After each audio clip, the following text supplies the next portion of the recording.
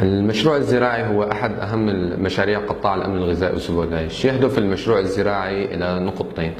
الهدف الأول هو تأمين فرص عمل المهجرين القاطنين في الشمال السوري من خلال مشاركة الفلاحين اللي عندهم خبرة زراعية على مساحة من الأراضي وبياخذوا كمية من الإنتاج لصالحهم. طبعا هاي الكمية الهدف منها هي تأمين رأس مال لهذا الشخص أو لهي العائلة تقدر تبدأ فيها مشروعها الخاص بالسنة القادمة.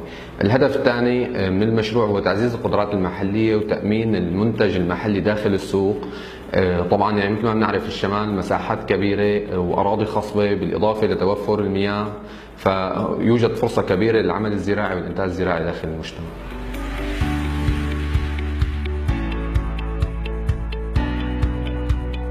أنا من الغوطة الشرقية، مهجرين الغوطة الشرقية، جينا هون على الشمال السوري، وفرص العمل هون يعني قليلة أو معدومة أو شبه معدومة تقريبا.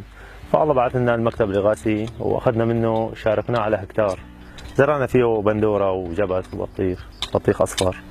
الحمد لله رب العالمين، يعني الأمور إن شاء الله تكون أفضل من قبل. يعني نحن نتأمل يعني تكون الأمور أفضل من قبل وتكون مشاركتنا له فيها الخير يعني، والحمد لله. وهلا يعني عم نشتغل، نطمح نحن انه يكون مشروعنا اكبر من هيك يعني، او نحسن بالايام الجاي انه نحسن انه نشتغل لحالنا يعني من دون اي مشاركه ان شاء الله تعالى.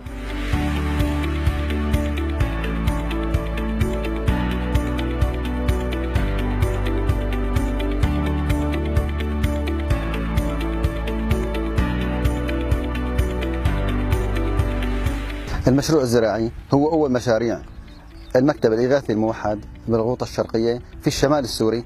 ففكرة المشروع تقوم على تأمين فرص عمل للمهجرين من الغوطة الشرقية في الشمال السوري. فقمنا باستئجار 17 هكتار في الشمال السوري، فهي معدل كل شخص أو كل فلاح من الفلاحين هكتار واحد. فهذا الشيء بيخول الفلاح أنه يشتغل بأرضه وما يعتاز شيء إن شاء الله.